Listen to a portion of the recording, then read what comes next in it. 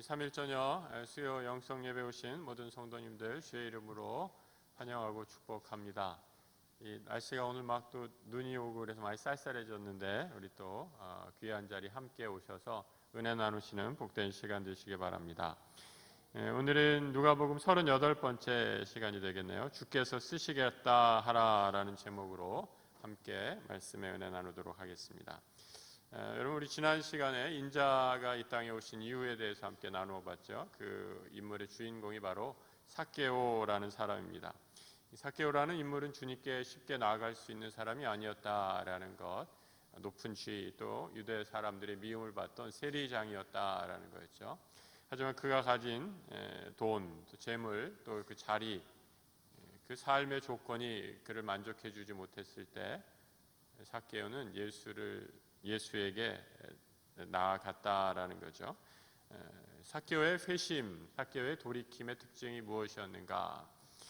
자기는 하나도 안 바뀌고 예수를 내 마음대로 바꾸려는 그런 모습이 아니라 자기가 진심으로 내 삶의 주인이 예수 그리스도이심을 선포하는 회개를 통해 주님께서 그의 믿음을 인정해 주시고 그 집에 구원이 이루었음을 선포하는 내용을 우리가 함께 살펴보았습니다.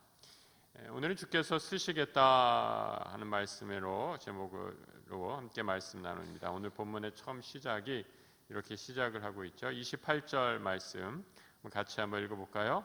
예수께서 이 말씀을 하시고 예루살렘을 향하여 앞서서 가시더라. 여러분, 오늘 말씀 가운데 저는 이 앞서서 가셨다라는 말씀이 참 마음에 와 닿았습니다. 앞서서 가셨다. 어떤 길을 앞서서 가셨냐? 이제 주님은 이 예루살렘으로 가셔서 제일 먼저 앞으로 가신 거예요. 여러분, 앞으로 펼쳐질 예루살렘이 어떤 길인가? 여러분, 이 길은 십자가의 길이고 고난의 길이고 영광의 길이 아니라 참으로 가시밭길이다라고 얘기할 수 있어요. 지금 이 길을 막 시작할 때는 예수님이 나귀 타고 사람들이 호산나 다윗의 자손이여 하고, 오늘 본문에는 기록되어 있지 않지만 마태복음의 똑같은 병행 구절을 보면 막 사람들이 환호를 하고 예수님께 박수를 치고 영광이다 호산나다 라고 이렇게 찬양을 하죠. 여러분, 그 모습만 보면 야, 이제 예수님 가시는 길이 요즘 흔히 하는 말로 이제 꽃가마 타고 꽃길만 가세요라는 말들 하더라고요. 꽃길이 열렸다라고 이렇게 생각할지 모르지만 앞으로 이제 나귀에서 내리자마자 예수님이 걸어가야 할 그 길은 고난의 길, 십자가의 길, 또 자기를 부인하는 무거운 길이었다라는 거죠. 여러분, 예루살렘에서 예수님은 이제 유대교의 교권주의자들, 교회의 권력을 쥐고 있는 사람들과 본격적인 대결을 하시죠. 그 사람들이 누구입니까? 바로 바리새인들, 사두개파 사람들이다라는 거죠. 여러분, 예나 지금이나 이 권력을 쥐고 있는 사람은요, 참 그 마음이 변덕이 심한 것 같아요. 어떤 변덕이 심합니까? 자기 마음대로 하죠. 왜요? 힘을 갖고 있으니까. 힘을 갖게 되면 여러분, 사람이 그렇게 변하는 것을 보게 됩니다. 자리가 사람을 만든다고 생각하십니까? 사람이 자리를 만든다고 생각하십니까? 원래 겸손하고 예의가 바른 사람인 줄 알았습니다. 그런데 높은 자리에 오르고 보니 그냥 아나무인인 사람 보게 되죠. 원래 사람이 악했는데 그 악한 본성을 잘 숨기고 있다가 이제 그 자리에 오르게 되니까 이야, 이렇다라고 너희들 날 무시하지 마라 이렇게 교만해지고 무례해진 것인지, 아니면 말 그대로 자리가 주는 권세가 그 사람을 그렇게 만들어 버린 건지 알 수가 없죠. 그런데 여러분, 세상에서 그래서 권세 있는 사람 참 존경받기가 어려워요. 여러분, 만약에 힘을 갖고 있으나 겸손하고 사람을 잘 섬긴다면 얼마나 위대한 지도자다라고 이렇게 얘기할 수 있겠습니까? 국민을 위해 모두 수고와 노력한다, 몇 번을 목이 터져라 라고 외치더니 뽑아놓고 나니까 어디 변하는 정치인 한두 명 우리가 보아왔습니까? 그런데 여러분, 우리 주님의 모습을 한번 살펴보시기 바랍니다. 어떻게 하셨다고요? 말씀을 하시고 예루살렘을 향하여 앞서서 가셨다라고 말씀합니다. 가장 앞장서시는 것 우리 주님이십니다. 예전에 이 앞서서 가셨다라는 이 구절을 묵상하면서 대학 다닐 때 그 친구가 하나 생각났어요. ROTC 하는 친구. 여러분 ROTC 알죠? 학사 장교 후보생 하느라고 이렇게 군대 대학 다니면서 훈련 받는 친구들 있잖아요. 이렇게 학교 다닐 때 이렇게 군복을 입고 다니는 친구들 보면 그래도 꽤 멋있어요. 훈련을 갔다 오면 여기 딱 이렇게 뭐가 붙어요. 이제 초급 장교 표시가 붙죠. 그 소위 인간하고 이제 소급 장교가 딱 붙으면 여기 뭐가 딱 써 있냐면 뭐가 써 있는지 아세요?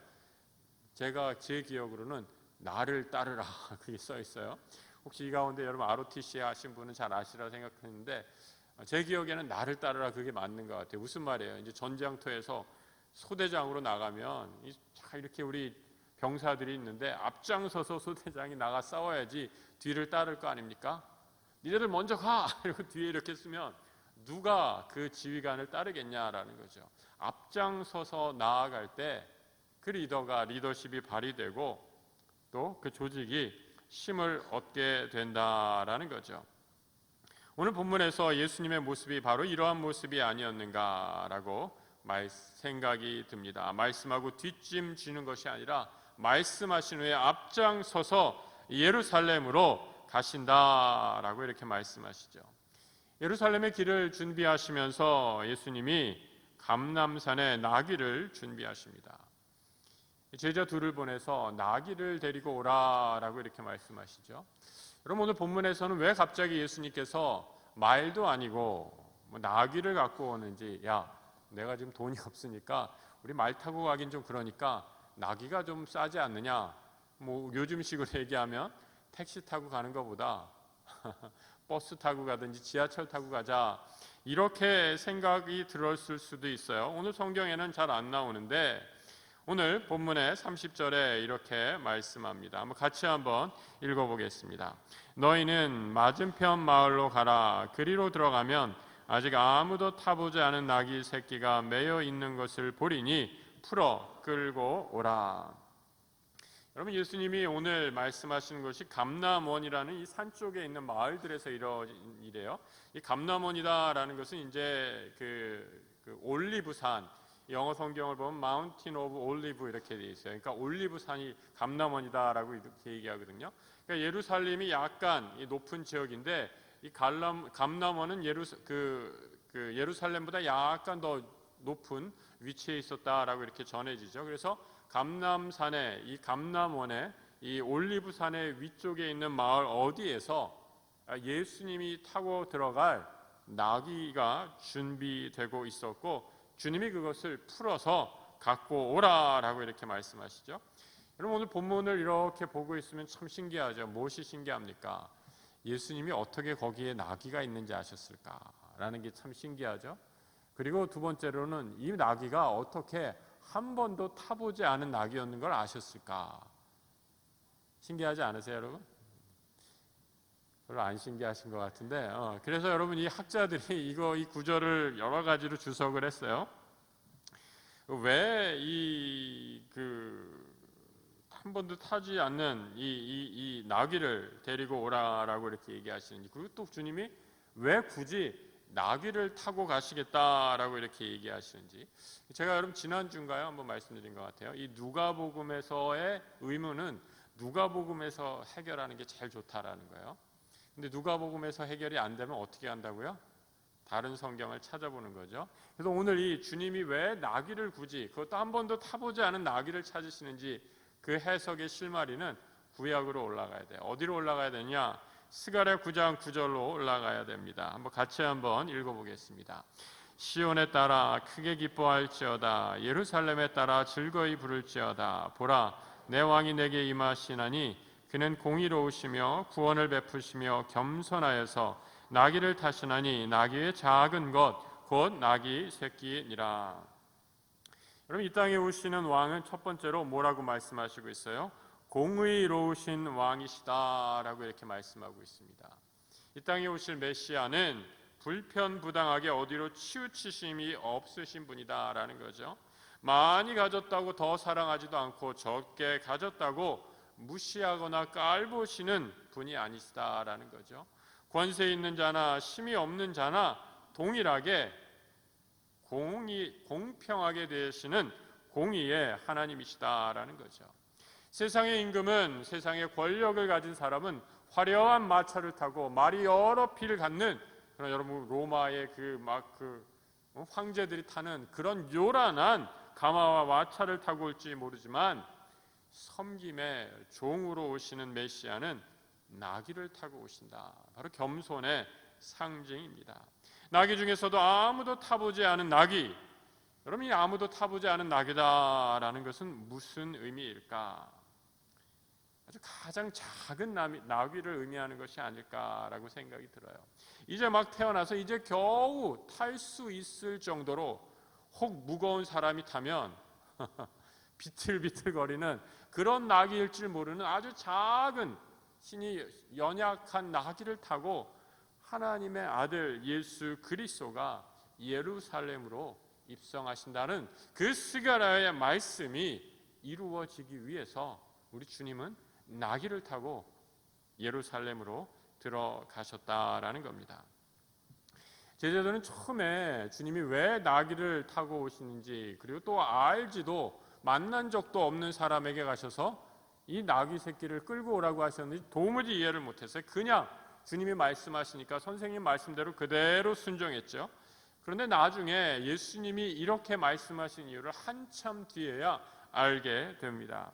요한복음 12장 15절 이하의 말씀 한번 같이 한번 읽어볼까요? 예수는 한 어린 나귀를 보고 타시니 이는 기록된 바 시온 딸아 두려워하지 말라 보라 너의 왕이 나귀 새끼를 타고 오신다 함과 같더라. 제자들은 처음에 이 일을 깨닫지 못하였다가 예수께서 영광을 얻으신 후에야 이것이 예수께 대하여 기록된 것임과 사람들이 예수께 이같이 한 것임이 생각났더라. 여러분 예수님이 처음에 얘기하실 때 제자들은 도무지 이해를 못했어요. 그러다가 어떻게 안 하는가, 한참 지나서 예수님이 영광을 얻으신 후에야, 다시 말해 예수께서 부활하신 후에야 그때 그 일이 이 스가랴의 말씀이 이루어지기 위함이었구나, 그때야 생각을 했다라는 거죠. 그럼 믿음의 신비는 무엇입니까? 깨닫지 못했던 것 깨닫게 되는 것입니다. 처음에는 여러분 말씀 순종하기가 얼마나 두렵고 어렵습니까? 하나님 나 먹기도 힘든데 이웃 사랑하시라 말씀하시다니 너무합니다. 그래도 주님 말씀하시니까, 주님이 나를 들어 쓰시겠다 하시니까 부족하지만 순종하며 섬기겠습니다. 오늘 이 찬양대 미리암 찬양대 찬양해 주셨지만 저는 여러분 이 찬양 들을 때마다 얼마나 은혜가 되는지 몰라요. 물론 뭐 아름다운 찬양이지만 가끔 들으실 때도 있지만 여러분 이 저녁 시간 얼마나 바쁘신 시간이세요. 그런데 모든 걸 다 우리 미리암 찬양대의 고백이 아닌가 싶어요. 뭐예요? 주께서 쓰시겠다 하시니. 나 같은 우리가 컨테스트 봐서 오디션 봐서 들어왔나요, 권사님? 그 아니다 할지라도 믿음으로 감사함으로 나 같은 사람 하나님께서 찬양의 기회로 불러주시는구나 라고 감사하면서 주께서 쓰시겠다 하시니 그 마음으로 앞에 서는 거죠. 여러분 이렇게 순종할 때 일어나는 역사가 무엇입니까? 당시에는 힘들고 어렵죠. 여러분 왜 이 시간이 힘들고 어려운 시간이 아니겠습니까? 그런데 시간이 지나면 그때 내가 그때 믿음으로 순종한 것 이렇게 하시기 위함이었구나라는 말씀의 은혜를, 하나님의 은혜를 깨닫게 되더라라는 거죠. 그런 말씀이 생각나고 깨달아지면 어떻게 됩니까? 우리의 생각이, 우리의 기도가 달라집니다. 말씀을 대하는 태도가 달라집니다. 이 일이 있은 후에, 영광을 얻으신 후에야 깨닫게 되었더라. 여러분 이 놀라운 축복이 오늘 함께 예배하는 우리 성도들에게 넘치시기를 주님의 이름으로 축복합니다. 여러분 다 이해하지 못해도 쓰시겠다 하시면 순종하게 될 때, 그때 하늘의 놀라운 역사가 일어나게 됩니다. 여러분, 제자들이 말씀에 순종해서 나귀를 풀어오려고 하는데 나귀의 주인이 나타나죠. 19장 33절의 말씀 같이 한번 읽어볼까요? 나귀 새끼를 풀 때에 그 임자들이 이르되 어찌하여 나귀 새끼를 푸느냐. 이때 제자들이 답하는 말씀드린 것처럼 주께서 쓰시겠다. 주께서 쓰시겠다. 여러분, 얼마나 간단하고 명료한 답입니까? 주께서 쓰시겠다. 이 물건을 쓰는 사람 누구인가? 퀴리오스, 주, 세상의 임금이시여 만유의 주이신 주님이, 우리의 구원자 되신 예수 그리스도가 이 나귀를 쓰시겠다라고 말씀하시자 주인이 순종합니다. 그럼 오늘 여러분 혹시 교회 올 때 비도 오고 날씨도 춥고 차가 필요해요? 근데 마침 집을 딱 나서니까 바로 집 앞에 깜빡이 등을 켜놓고 시동이 걸린 차가 있어요. 문을 열어보니까 문이 열려요. 딱 찾는데 타고 가려고 하니까 차 주인이 막 따라 나와요. 아니, 당신 왜 내 차 몰고 가요? 그때 여러분이 창문을 딱 내리고 주께서 쓰시겠다 하십니다. 여러분, 이러면 어떤 일이 벌어지겠어요? 에? 너 미쳤어? 아마 바로 경찰에 신고할 거예요. 그렇죠? 한번 해보세요. 어떻게 되나? 오늘 이 구절을 가지고, 이 신기한 일을 가지고 학자들이 이게 도대체 어떻게 된 일인가라고 이렇게 연구를 했어요. 그 중에 한 가지 유력한 해석이 이 고대의 제도 중에 하나였던 앙가리아라는 제도가 있었다라고 이렇게 얘기해요. 로마에 있었던 제도 가운데 하나인데 앙가리아, 이 제도는 무엇인가? 뭐 이런 거예요, 여러분. 로마의 공직자들이 이제 공무로 뭐 여러 지역을 다녀야 되잖아요. 뭐 로마도 다니고 식민지를 다스리는 이 도시 저 도시 옮겨야 될 때, 이 도시에서 도시를 옮길 때 개인 소유들을 잠시 국가의 이름으로, 로마 황제의 이름으로 잠시 그 징발이라고 그래요. 징발해서 뺏어서 쓸 수 있게끔 하는 그런 제도가 있었어요. 여러분, 우리나라 조선 시대에 그 암행어사 있잖아요. 암행어사가 딱 임금님이 좀 마패를 딱 갖고 해서 이 마국간에 가서 마패 딱 보여주면 뭐라는 거예요? 말을 촥 내주는 거 아니에요? 왜요? 임금이 내주신 그 권위를 가지고 말을 쓸 수 있다라는 거죠.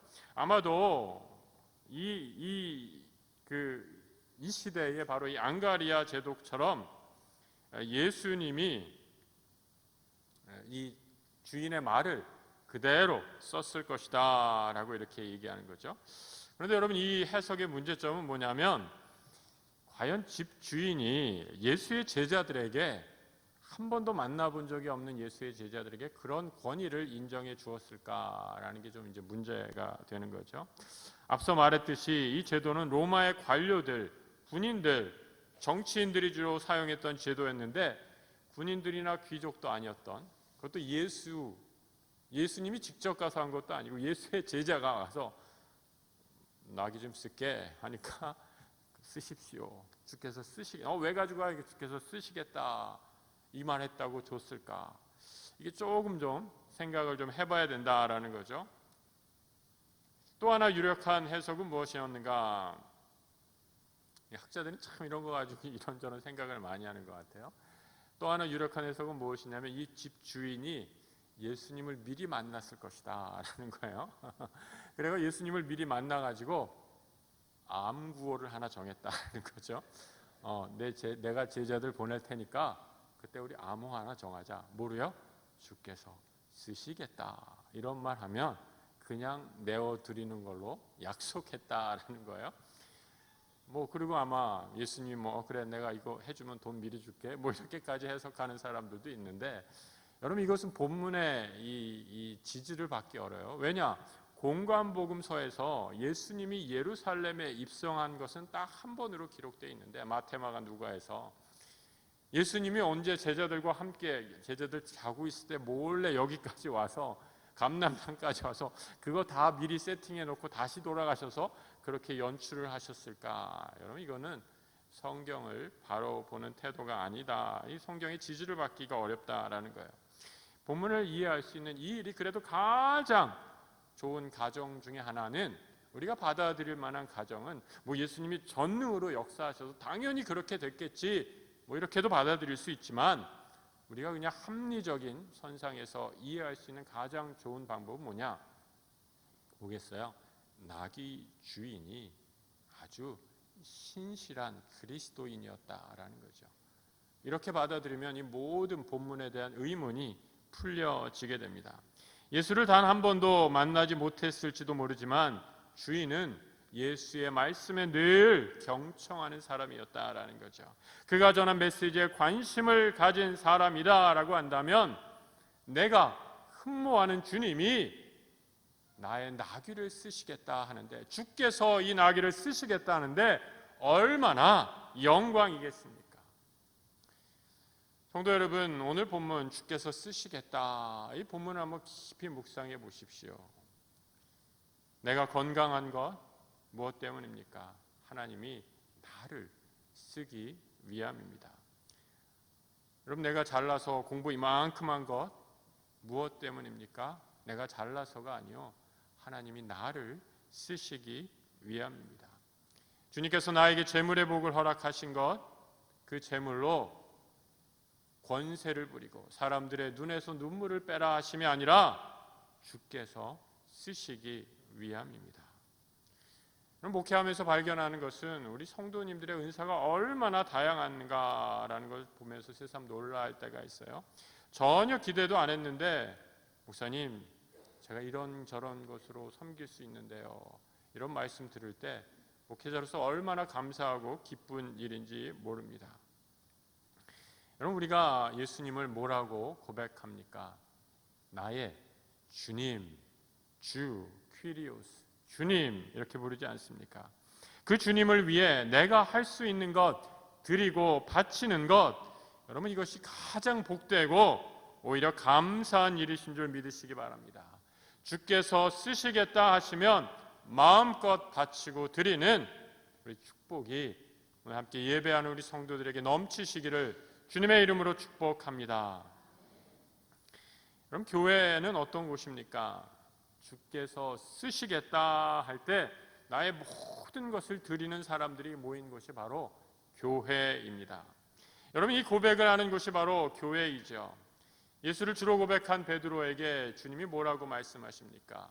내 믿음의 고백 위에 교회를 세우겠는데 이 반석 위에 교회를 세우리니 음부의 권세가 이기지 못하리라 라고 말씀하지 않습니까? 여러분, 이 교회는 음부의 권세가 절대로 이길 수 없습니다. 왜입니까? 주께서 쓰시겠다 하시면 모든 것을 아낌없이 바친 사람들이 모인 곳이 바로 교회이기 때문입니다. 여러분, 이 땅에 교회가 생겨난 이후에 얼마나 사탄이 교회를 무너뜨리려고 온갖 방해 공작을 다 했습니까? 지금도 온갖 방해를 다 하고 있죠. 그런데 이 음부의 권세가 아무리 강력하게 역사해도 교회는 무너지지 않는다라는 거죠. 왜요? 예수가 나의 주인이시기에 우리 교회 역사에는 그 예수를 위해 목숨을 바친 사람들이 즐비했다라는 거죠. 바로 교회의 순교의 역사입니다. 그럼 제가 오늘 한 선교사님을 만났어요. 선교사님을 한번 뵀는데 아프리카 모로코라는 곳에서 선교를 하시다가, 모로코가 이게 이슬람 국가거든요. 선교가 굉장히 어려워져 가지고 거기서 이제 추방을 당하셨어요. 그래서 어디로 갈까, 뭐 자녀들 데리고 갑자기 다 추방을 해야 되니까 어디로 갈까 해서 결국 정착한 곳이 프랑스로, 그 불어권이니까 다 북아프리카 이쪽 지방이 불어권에 이제 프랑스로 가시게 돼서 이제 그쪽에서 다시 사역을 시작하신 선교사님이셨는데, 오랫동안 거의 10년 넘게 닦아오던 선교적 기반을 다 내려놓고 떠나오시니까 얼마나 힘드셨겠어요. 근데 여러분, 프랑스는 아시는 것처럼 굉장히 강한 카톨릭이 있는 곳입니다. 그런데 그 카톨릭이 있는 곳에서 이 종교 개혁자들의 후손들이 있어요. 칼빈의 후손들이 있죠. 바로 위그노라고 불리우는 이 개혁교회의 후손들이 있어요. 그 중에 한 가지 일화를 한번 소개해 주시는데, 여성이 16살 때 예수 믿었다라는 이유로, 그러니까 카톨릭에서 개신교로 위건으로 이 개종을 했다라는 이유로 그 지방에서 옥에 갇히게 되었다라는 거예요. 16살 때. 여러분, 그래서 이 16살 때 옥에 갇힌 후에 뭐라고, 그리고 언제 풀려났는지 아세요? 16살 때 옥에 갇혔다가 52살에 옥에서 나오게 됐다라는 거예요. 그럼 여러분 몇 년을 감옥에 있었던 거예요? 36년을 감옥에 있었다라는 거죠. 온갖 카톨릭에서 이 교권주의자들이 너 신앙을 버려라, 네가 가지고 있는 개신교 버려라라고 온갖 감언, 이설로 협박과 회유와 고문과 모든 유혹을 다 했다라는 거죠. 하지만 끝까지 신앙을 지키면서 그 위그노 신앙을 지킨 그 여인이 있던 감옥이 아직까지 남아 있는데, 그 감옥에 한 바위가 하나 있대요. 그 바위에 레지스테라는 불어 단어가 하나 딱 서 있다는 거예요. 레지스테라는 말은 불어로 영어로 resist, 그러니까 저항하다라는 그런 뜻을 갖고 있어요. 나는 저항합니다. 뭘 저항한다는 거예요? 내 신앙을 버리라고 회유하고 협박하고 위협하는 모든 악한 세력의 위협에 대해 나는 끝까지 저항하겠습니다 라고 하면서 36년간을 매일매일 바위 위에 손으로 쓴 글씨가 여전히 남아있다라는 거죠. 여러분, 예수가 주인이시기에 나의 재물을 바친 사람 지금도 얼마나 많이 있습니까? 주님이 내가 가진 모든 것보다 더 소중한 분이시기에 주님을 위해 기꺼이 내어놓는 거죠. 여러분, 세상에 돈 많은 사람이 얼마나 많이 있습니까? 하지만 돈이 많다고 자신의 것을 다 드리는 것은 아닙니다. 거저 받은 은혜에 감격하고 감사한 사람만이 주님이 나 같은 죄인을 살려주셨군요, 그 은혜의 강물에 깊이 잠긴 사람이 헌신할 수 있는 것이죠. 주께서 쓰시겠다 말씀하실 때 내어놓는 사람, 바로 주님의 은혜를 경험한 사람 아니겠습니까? 성도 여러분, 한번 생각해 보시기 바랍니다.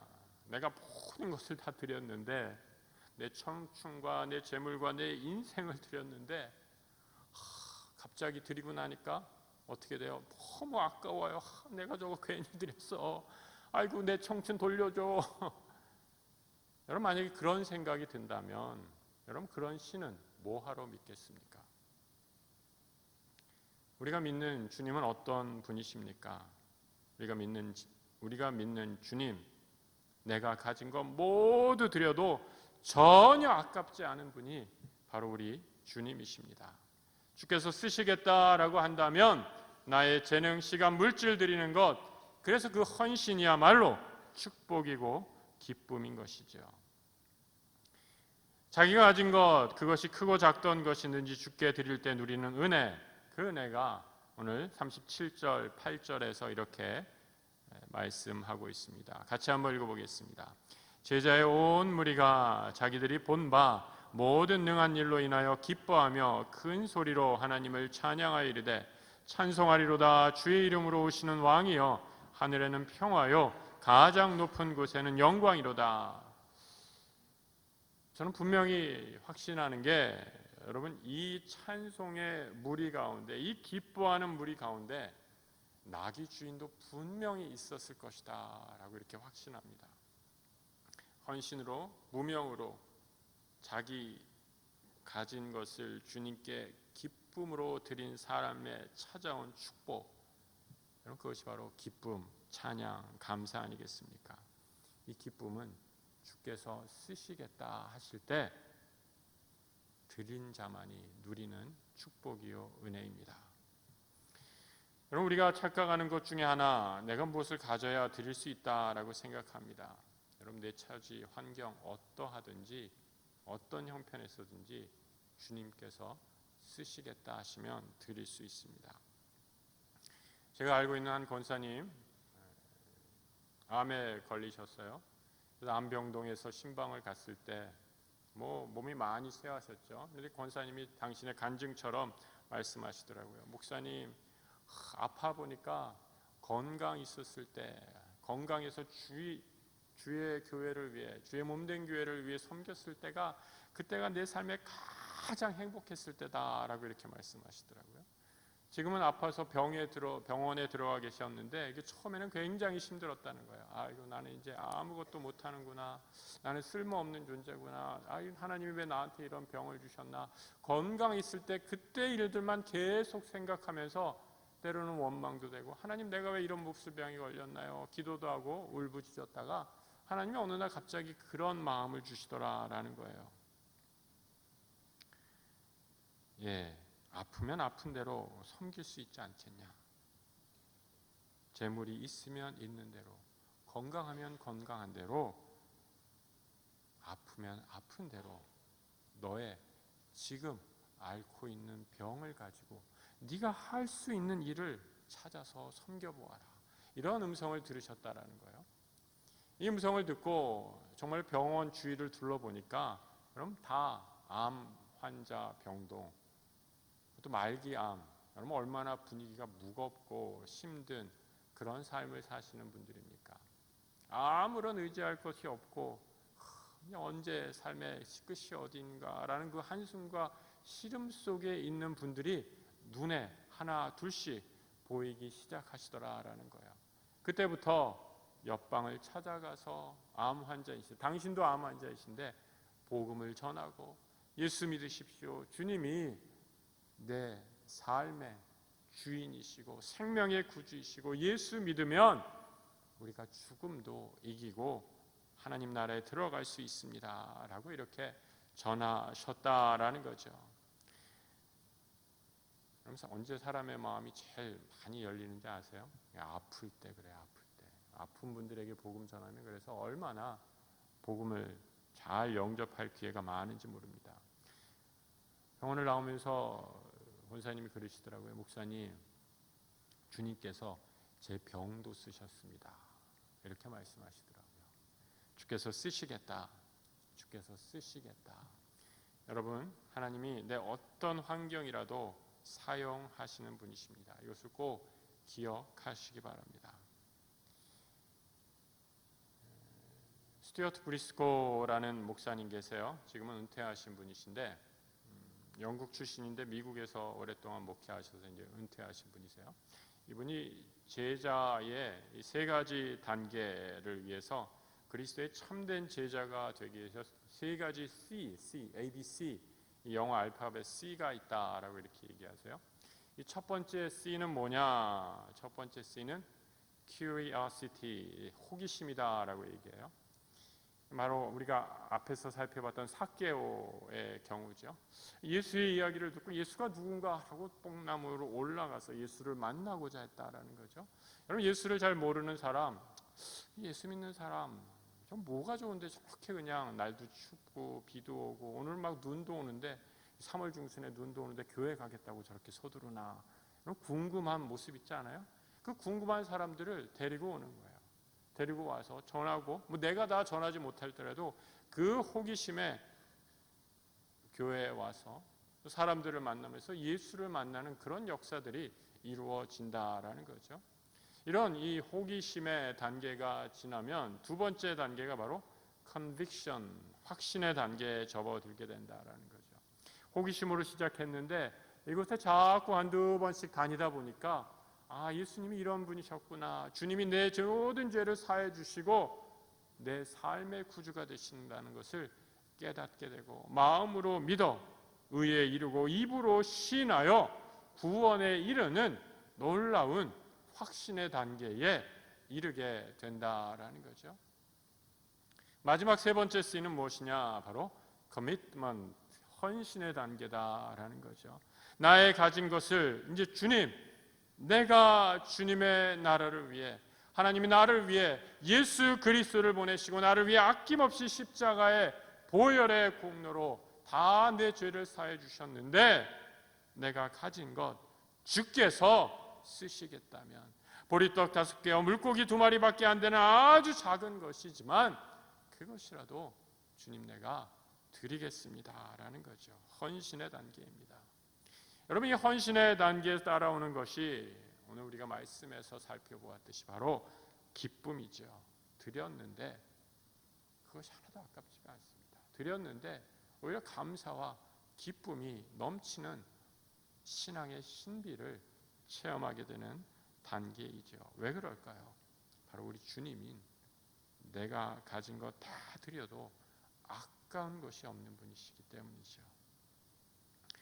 여러분, 사탄은 늘 우리에게 거짓으로 속입니다. 야, 뭘 그렇게까지 할 필요 있냐? 너 위에 먼저 다 쓰고 조금 남으면 드려라. 헌신한다고? 헌신 아무나 하는 줄 알아? 너 그거 얼마나 힘든 건지 알아? 여러분, 사탄이 이런 음성으로 우리를 유혹할 때 꼭 기억하시기 바랍니다. 참된 헌신 뒤에는 오히려 기쁨과 감사가 따라온다라는 것. 예수 믿어서 드리고 바쳤는데 내 마음에 무겁고 기쁨이 없다면 여러분, 그 헌신 무언가 잘못된 것이죠. 하나님 주시는 참 헌신은 기쁨과 감사가 넘치는 헌신입니다. 왜냐하면 우리 주님은 내 모든 것을 드리기에 충분히 가치 있는 분이시기 때문입니다. 이 놀라운 믿음의 고백이 주께서 쓰시겠다 하라는 그 음성에 온전히 반응하여 드린 이 무명의 그리스도인의 고백처럼 우리의 고백이 되기를 주님의 이름으로 축복합니다.